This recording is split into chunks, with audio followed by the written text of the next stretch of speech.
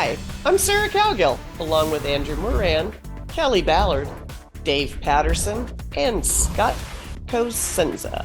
And this is the Conservative 5, Liberty Nation's online TV news program. On today's episode, rats, the wheel goes nowhere. Biden's man-child sues the IRS and Hunter bites back. Trump trolls both Biden and the GOP in the politics of labor. And Iran is outfoxing Joe Biden every step of the way. In Iran, we've seen this before. But we end this episode joking around in Just for Fun, Volume 42. All this and more coming up in this edition of the Conservative 5.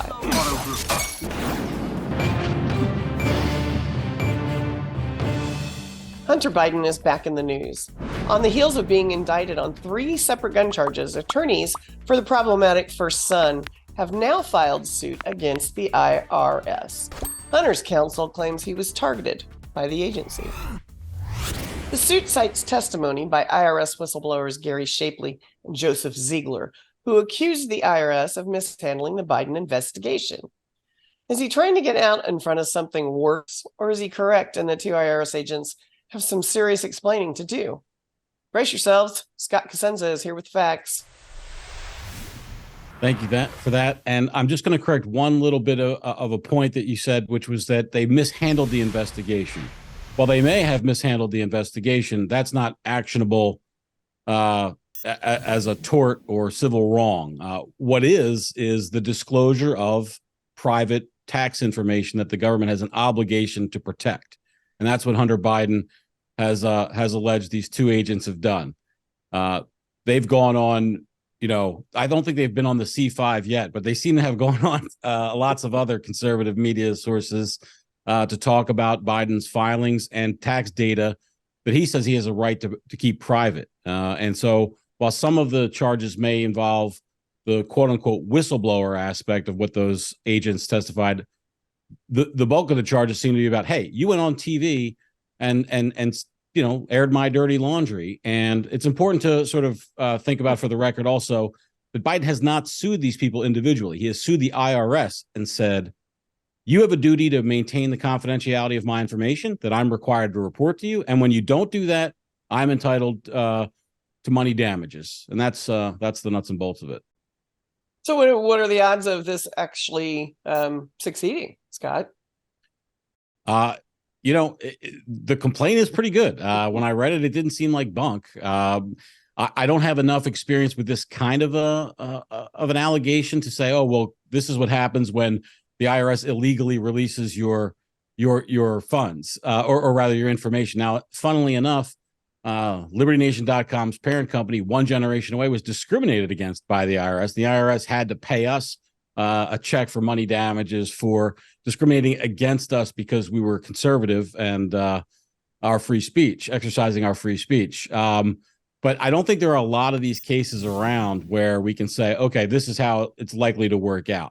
I can tell you, though, that sometimes you read complaints and you think this is bunk. It was just made for a newspaper headline. And this did not have that whiff of it at all. It seemed genuine, and he may have to, he may get rather some significant money damages from the taxpayers. Yeah, that was actually my question to Scott, because I was reading your interview with Mark Angelides, and you were talking about how every time this information is published by a media company, Biden would be awarded $1,000 for every instance. So this actually would come from the IRS, which of course taxpayer funds, correct? So as I understand the relevant statute, it says that if a certain person, namely an employee of the IRS, inappropriately releases your information, every time that it's republished, that it is $1,000. And so the idea would be that every airing of a TV show, and I don't know if this gets into it, like maybe every Twitter, video click or YouTube, another $1,000 cha-ching. I was joking with my co-host, Mr. Tim Donner, on the Uprising podcast, this could be the world's greatest scheme we've ever seen, which is that Hunter sues the federal government in the form of the IRS, and Joe Biden's the head of the federal government. He agrees to a quickie settlement of $1 billion with Hunter for these claims and signs the check. But I guess you'd have to use big data to try to get a rough estimate of how many times that's mentioned in the press. Correct? I mean, well, I hate to think that that'd be we an just gave him astronomical number. $1,000, but That would be a secondary thing. In other words, first you'd have the liability, then you'd say, okay, how much is it worth? And in that discussion, Andrew, as I understand it, the plaintiffs or Mr. Biden would put forth a number, and then it would be up to the defense to kind of bat that number down and say, well, that's not really a good number, and here's why. And then they would fight about it in court, and the judge would rule. So Kelly, all this Hunter Biden stuff it absolutely exhausts me. I'm just tired, so tired of him. I just want this first kid to go away. But do you think this is just good strategy of getting out in front of his other problems, or do we think he's really, that mad boo-hoo about his private information that we've already seen half of it on the laptop? But, is he really going to boo-hoo about this? Different kind of private information. It's a distraction. It's a distraction, but it's also a way to recoup some of his losses. I agree that if the IRS did do that, he is a citizen. They're taking this opportunity to deflect from other things and to build their case, because right now with the Joe Biden impeachment, they want to try and say, but wait, look, we're victims here. So. But since we're all here, I'd like to say one quick thing, though. I will never forgive Mark for sharing me the link to Hunter Biden's laptop. All that information made me sick. It was disgusting. It was disgusting. Everybody Dave, hey, Dave, did you see that link? Yeah, just briefly, but it was on YouTube. I had to go through the commercials to get to the good parts. But I think we're missing the question here. I think we're missing the real question, and that is, how much can a prisoner have in their savings account while serving their time in prison for sundries, candy bars, and things like that? And then I have a kind of a more important question, and that is, if all this suit stuff comes to pass after he is indicted and convicted, then can a convict benefit monetarily from their crimes? All right. So to the first thing I'll say, Dave, you never want to max out your commissary credit, because then you become a target by the other inmates. You want to keep it, to be able to satisfy your needs, but yet not, So the second point, be able to satisfy someone else's needs in the big house, not the White House. The big house. To the second point, there are restrictions on certain profiting from certain crimes, but this isn't that. This would be what's not included in those provisions, Dave, is if the police violate your civil rights while they're trying to prosecute you for those crimes, a bar to recovery in that instance. And nowhere I'm not aware that exists anywhere in the law. So that's what Biden's alleging. And just on the plain reading of the things, having seen these two guys on TV, boy, it sure seems like they probably did what he says. Now I'm open to the possibility that that's not the case, but that's where I am with it. Well, I just don't understand, I guess. Here's the thing. He's privileged. And so he, of course, can go head to head with the IRS and make headlines. And if me or you or Andrew or Kelly or Dave decided to do that, we don't have those resources, and nobody's going to follow us in the press. So, there's no fear for the IRS, but there's fear here. I mean, obviously, he's got the means to do it. So, I mean, he's really not just an ordinary American citizen. It helps to get justice if you're rich. Stephanie, I'd like to say one thing. Stephanie, my son Hunter is getting a fair shake from the government, and I will promise you, Jack, he will be innocent. Jeez. Dave, say something, please. Break up We're the still all in Andrew Moran shock. comments. So truer words were never said as he walks into a flag and fails to shake the hand of the president. All right. Well, if anybody wants the last word, now is your chance, because I'm about ready to end Hunter this one. Biden. Oh, I was gonna take it right there, which is that Hunter Go Biden ahead. is absolutely being abused by the U.S. attorney, Mr. Weiss, and just like we should stand up for any citizen or person in America who's even a non-citizen. I know Kelly said citizen earlier. Anybody in the country deserves to have their and must have their rights respected. It counts for non-citizens too. It's never okay when prosecutors abuse their powers. And that seems to be what's happening in this instance. Not just, I kind of looped in the gun charges, which we didn't really talk about that much, but basically the plea deal that fell through is now coming back to haunt Mr. Biden with some very serious charges. And I just think it's important that because we think about somebody's, behavior in bucket A doesn't mean we get to do whatever we want when it comes to bucket B. Well, my grandma used to say what's good for the goose is good for the gander. And I don't know, maybe Hunter is onto some smart strategic pre-planning. I don't know.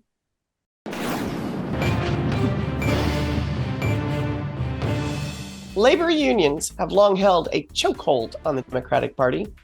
Then along came Trump, and his brash style and promises to do right for labor from sea to shining sea gives the unions an option to break up with Biden heading into 2024. Former President Donald Trump is heading to Detroit to rally United Auto Workers striking against Ford Motors. All the while, his competitors for the GOP presidential contest are in Simi Valley for the second debate. It appears as if Trump is adapting the adage, killing two birds with one stone, to campaign 2024. And now I see the crease in Dave's forehead, so I'm guessing he's onto something here. Mr. Patterson, have at it. Well, Sarah, labor unions and politics have been kind of bedfellows for a really long time. I know you don't remember this, but in 1940, John L. Lewis, who was at that time the president of the CIO, Congress of Industrial Organizations, said definitively that if Franklin Delano Roosevelt were elected, he would resign. And Roosevelt was elected and he resigned. But I think that for Donald Trump, this is politically a really great strategy. Because first of all, like the first debate, Trump is not on the defensive, batting away the innuendo criticisms of those on the stage. And,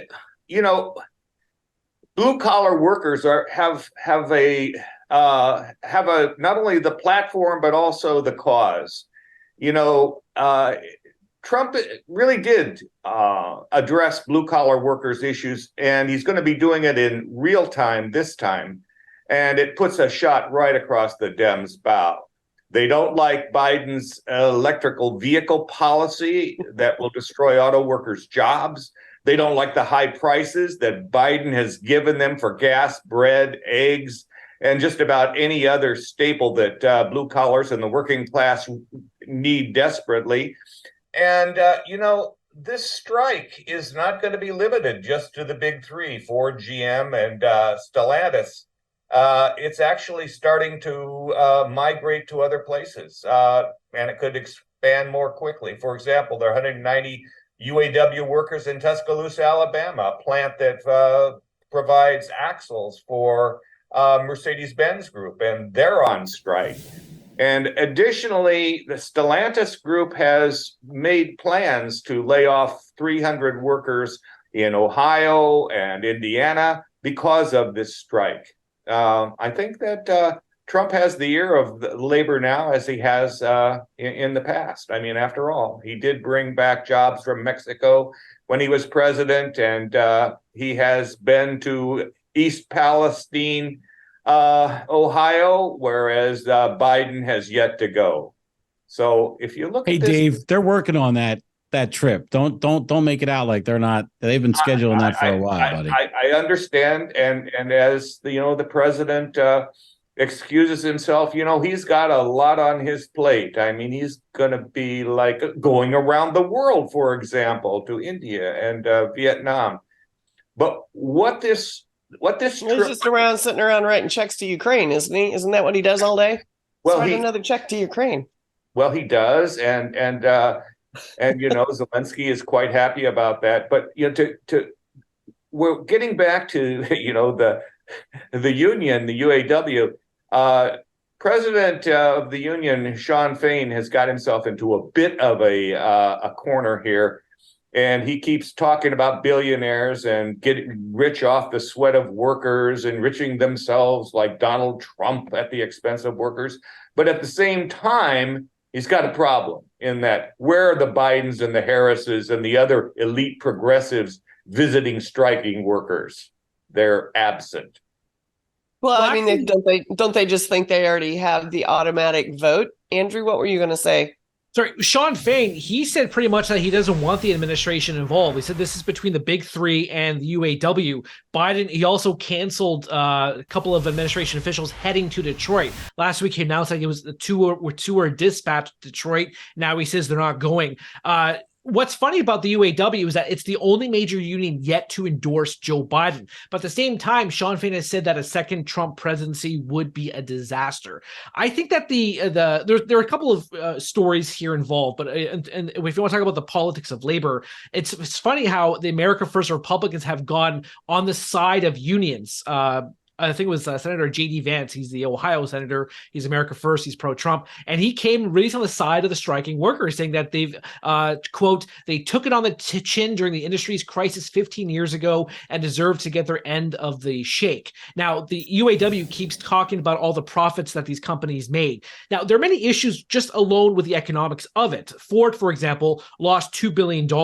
Jim Farley, the CEO of Ford, said that if they were to concede to all of UAW's demands, they would have to go into bankruptcy. That company is poorly run, had to slow down its EV efforts. I think politically also, this is a disaster for Biden and Bidenomics because he's so obsessed with the EV push. And that's something Trump has been tapping into on Truth Social, talking about EVs would destroy auto workers. And that's what auto workers have been worried about, of how not only would they lose jobs, if they were to work in, let's say, these electric vehicle factories, the battery manufacturing itself is either non-union or it's low pay. So I think Trump and the America First Republicans are tapping into that union vote, and considering how Trump is holding a rally instead of a debate, that's how far the GOP has come under the billionaire that Sean Fain does not like. Kelly, what do you think this is the right strategy for Trump? I mean, it's labor likes Democrats. They just do. And I don't know if him holding a party for these guys is really the right way to go. What do you think? I think it is, because right now, if you were to go to the GOP debates, I think it would just be a bunch of, like they usually are, arguing. Whereas here, he's going and he's reaching out to a section that is really concerned about the electric vehicle move. I mean, right now, the nation can't really sustain a full everyone go electric vehicles. We have brownouts. We have, they like where my son lives in California, they shut down their power for days at a time just to conserve energy. Yet, California wants to go all electric. And then I want to throw this little tidbit in. Didn't Biden a couple of years ago, wasn't he at some union where one of the workers asked him a question? He said, "I don't work for you," or what was that? Do you remember that? That's typical. There was a union member that vigorously challenged Biden on gun control at a factory, and I think that might be what you're talking about. And he was shuffled away and dismissed. The union leaders care about as much as what their membership thinks as who they should vote for, as what the CEO of McDonald's cares about, what a drive-through worker thinks the burger should taste like. It's not a consideration. They make the deal and then impose, the conditions.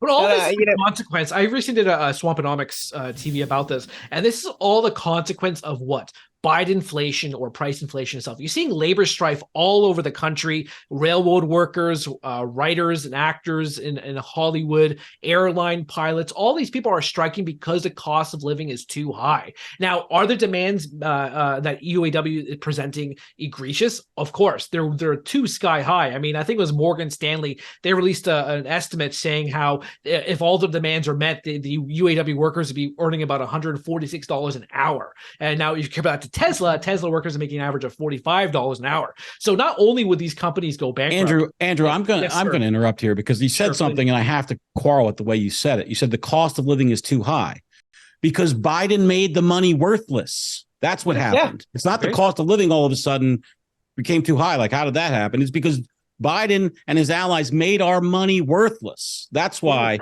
everybody who had a You're preaching to the choir, Scott. I know. Running years. I do think that Scott brought up something that we can expand on a little bit, and that is there is virtually no relationship between the leadership of the international unions and the rank and file. During Reagan's administration and during Nixon's administration, the leadership, the international, vehemently were against those candidates, but the rank and file elected them. And that's where I think Trump has got his act together, going to the rank and file. They're the ones who vote in mass. I don't disagree. I can't disagree, but I'm not sure we all agreed. But, it is typical of Trump to troll his own folks, the GOP people. But will that have the desired effect? And I don't know if it will or not. He doesn't get any good press, but he does suck all the air out of the room. And if we can't decide, I don't think anybody's going to decide for a while. But thanks for tuning in. Thanks, panel.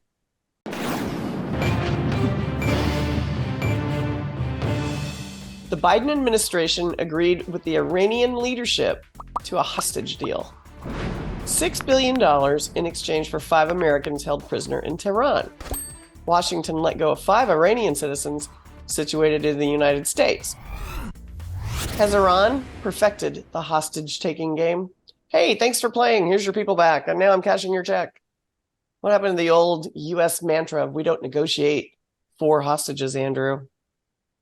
Yeah, when I was assigned this story, I could not help but think of the basic economic principle is that when you subsidize something, you get more of it. This has been a program that Iran has been doing for years. I mean, yeah, you talk about the Iran-Contra incident, years ago, but just over the past few administrations under Obama, under Trump, and now Biden, Iran just keeps doing this. So the main headline in all of this is that $6 billion in frozen funds were released. Now, this is not taxpayer dollars, but it's revenues from an agreement from South Korea who paid for oil and other Iranian products. Now, the White House has said that these funds will not be used for anything else but humanitarian purposes, like food and medicine. However, Iranian President Ibrahim Raisi said in an interview with Lester Holt on NBC News that, quote, "We will decide on how the $6 billion are spent." Now, I'll allow Mr. Patterson to dive more into the geopolitics of it, but I just can't help but think of the economics of it, how you keep incentivizing Iran to take hostages, knowing that you're going to eventually concede to their demands and just let all these billions of dollars used,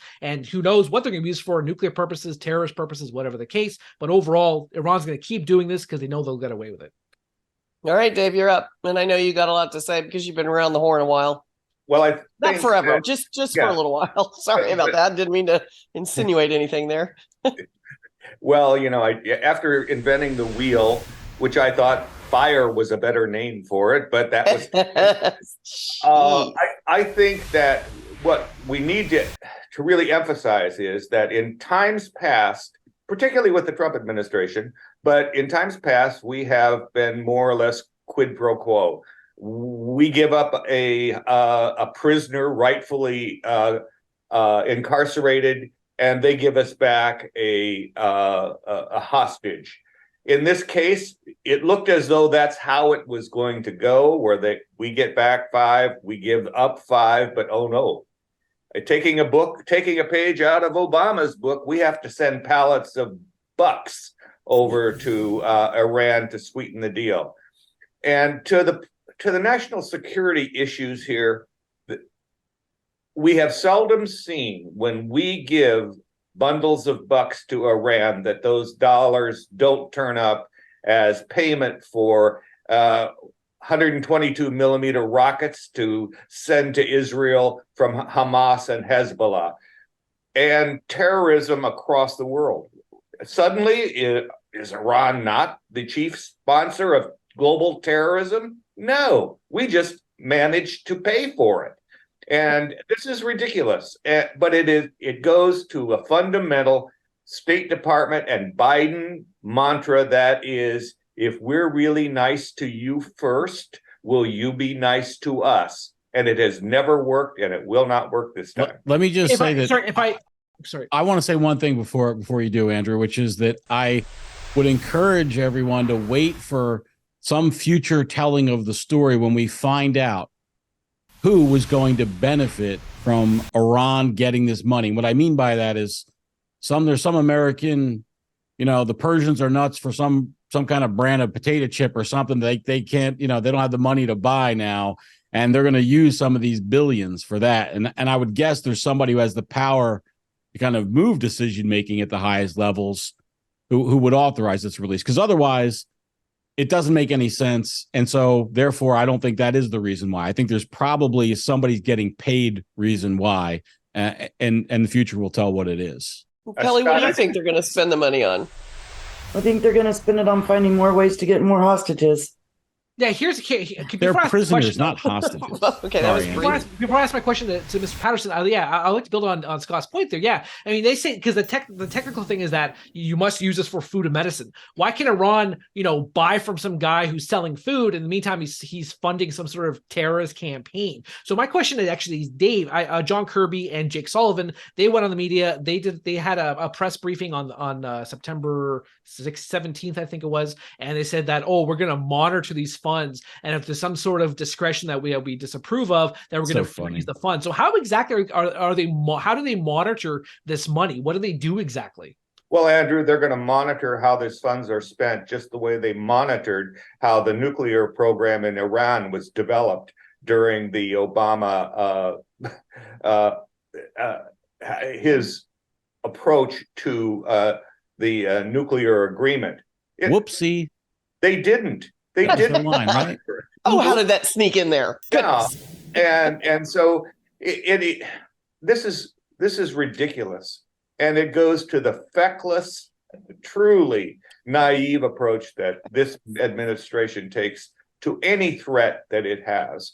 And so you always have to be, I guess, at least skeptical when they say not to worry, we'll be able to monitor how they spend this money. They can't monitor it. They're only performing poorly if you look at it from the liberty perspective. If you look at it from the enriching the people who put them into power perspective, they're doing a great job. I know. If they lose track of I want to compare what the United States just did with how the hostage crisis in 1979 was handled.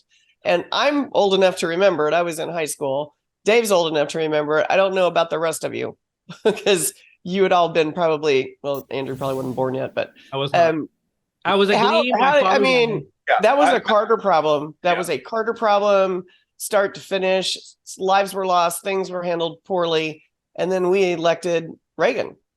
Yes. And I don't know if that's what did the trick. Calling these 5 hostages, Sarah, I think is a bit. It's not right. They're not hostages; they're prisoners. Are the Iranian prisoners that we released, are they hostages or are they just prisoners? Yeah, but I think the circumstances are quite different. But I want to speak to the Reagan administration and how we got our hostages back. And that was that Reagan projected a strength of character and a will to do things that have been painfully obvious, or that they just don't exist with the Biden administration. Reagan had the presence that said he will do precisely what he said he would do, unlike this administration, which has failed in that respect.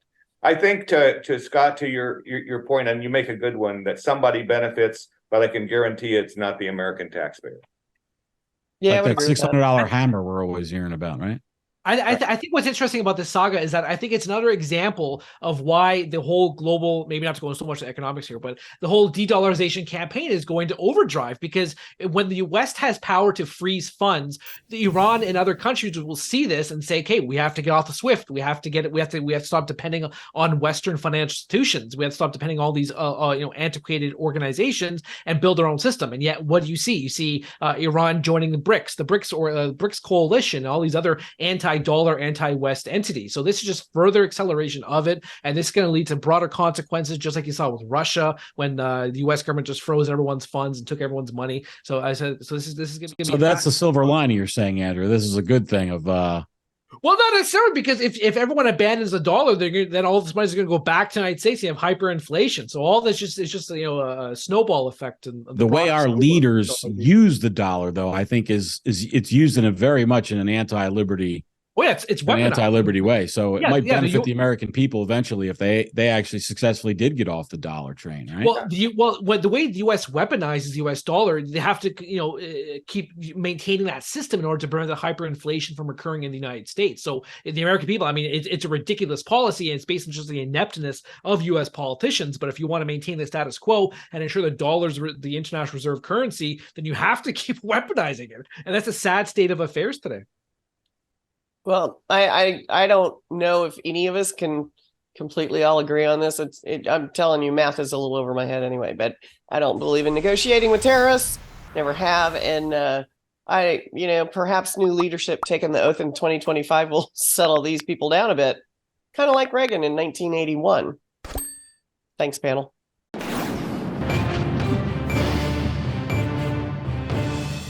We are back to entertain ourselves.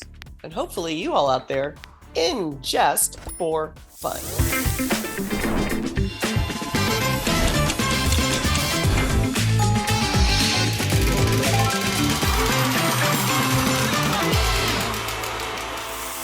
We welcome back Liberty Nation's economic comic, Andrew Moran, to host whatever his brain cooked up this week. So take it away, Andrew.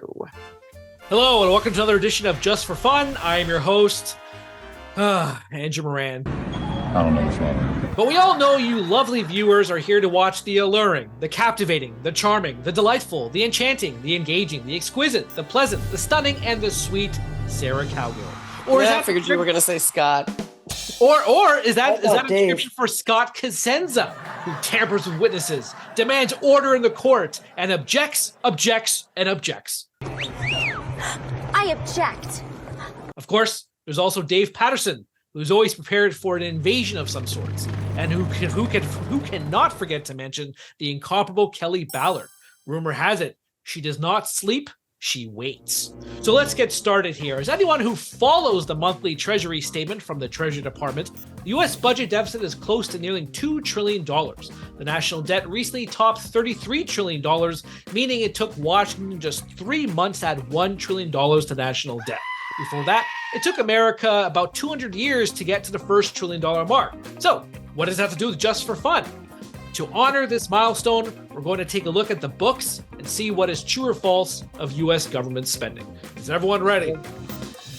Yep. Okay. So, question come number on, one. people, let's get all excited about this just for fun. Have fun. Yay! Anyone can jump in anytime you guys want. Feel free. As part of COVID-19 relief money, $140 million was spent to construct a luxury hotel and spa in Broward County, Florida. Is this true or false? True. Yes, it is true. Question number 2. The National Institute of Health spent... I'm just glad it was in the United States, by the way. I was ready for you to say like in Ukraine Bolivia. or something like that. So I'm happy to hear that it was at least done here. Get ready for this one then. The National Institute of Health spent $2.1 million over 5 years to buy shoes for the terrific citizens of Ethiopia. Is this true or false? True. It is true. If you read the recent Festivus report from Rand Paul, you would see that, yes, that is true. Question number 3. The White House ordered a lifetime supply of Pampers diapers for President Joe Biden, costing taxpayers roughly $5 million. Is this true or false? False. No, it was Grampers, not Pampers. False. We all know that instead, his butt's been wiped by administration staff. Question number 4. U.S. taxpayers were charged $20 million teaching Laotian the Lao language. Is this true or false? True. That is true. I did uncover this fact in an impressive... What is wrong with our government? Oh my goodness.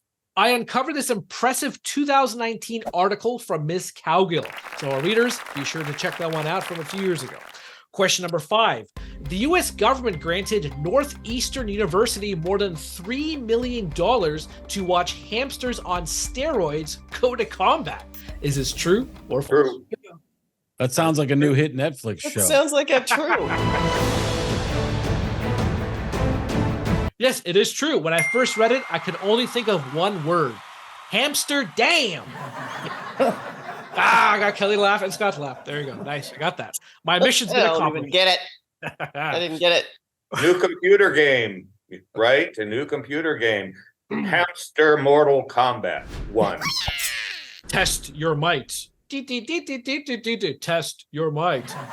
Question number 6. Former House Speaker Nancy Pelosi hosted an investing course on the steps of Capitol Hill for politicians to learn how to take advantage of sensitive information in Washington to make secret trades, which she billed taxpayers for $1 million.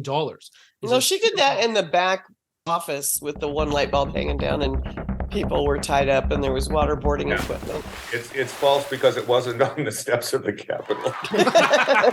It was just at her house. Because she's not telling her secrets. That's you know. Oh yes, that was my joke. Yes, the answer is false, and that was exactly my joke. Thank you, Scott, taking the mantle here. I'm sad now. Question number 7. The federal government extended the National Institute of Health and National Science Foundation $1.2 million to study the habits of online dating app users. Is this true or false? True. Yes, it is true. Although why anyone would want to date anybody is beyond me. But that's just the unromantic skeptic in me. Of course, if Kelly is available, then that's another story. Question number 8. The U.S. government spent $2 million to improve television programming in Moldova. Is this true or false? True. And probably well needed. I'm just guessing the Moldovan, that's no insult to their people, but what's the odds that they have a great and robust, Well, if you're wondering why, network. if you're wondering why U.S. exports have been rising lately, it's because America exports its garbage and turns it into television shows. So that is true. Question number 9. Representative Jerry Nadler recently installed a buffet tray in his office to the tune of $2.3 billion, filled with ribs, steaks, and little tiny onions. Is this true or false? False. False. It sounds like something he would try to do. Again, that's my joke. That's my bit. Yes, you might think it's true, but it's actually false. Oh boy. So, but he did install a step ladder to get up into his chair. The lift. He just rolls along. Final question. Question number 10. The U.S. government spent $352,000 to learn that when kids crave junk food and eat it, they will gain weight. True? True. Yes, that is true. I'm surprised the number's so low, by the way. I didn't know they could write checks that low. Yeah. Well, the other part of it was that the anti-sugar lobby was helpful in getting that to be a cost for the taxpayer. They only studied 3 children. That's why it was so low. It's an investment, Dave. Not a cost. Yeah, no, you're right. And then we now have that data. Think about that. We do have that data. Okay. So anyway, the answer is yes. The answer is true. So I'm sure the lovely folks at home determined the winners, but with Sarah as the host, we are all the winners anyway. So also to finish off, since kiss. Yeah, I don't agree to that so much brown-nosing tally there. Absolutely not. Wow. Okay. Well, we're going to get comments on that, Andrew. Who's the big winner? Pandering. This guy's the big winner. Since I missed the Liberty Nation retreat, I had to, give Sarah all the compliments in the world. But also, that's not going to help. To finish off, since this is the last C5 before the MLB 2023 season is over, I'm sad to report that the Boston Red Sox will not make the postseason for the second straight year. But also, neither will the New York Mets. Thank you, everybody. Hope you enjoy. We can all rejoice with those facts. Well, oh my gosh. Where do we go off the rail? It's just me. We go off the rails. Anyway. Well, that's it for this edition of Just for Fun. Thanks for tuning in, playing along, and enjoying our quirky and somewhat irrational deviation from the seriousness of politics. See you next time.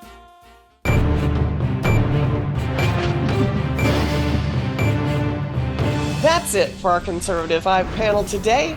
Check out our other C5 shows and segments on your favorite video platform, YouTube, Vimeo, Rumble. We're on them all. And Liberty Nation has its own Roku channel where you can see all of our television productions. I'm Sarah Cowgill. Thank you for joining us today for Free Thinking, Free Speech, LibertyNation.com.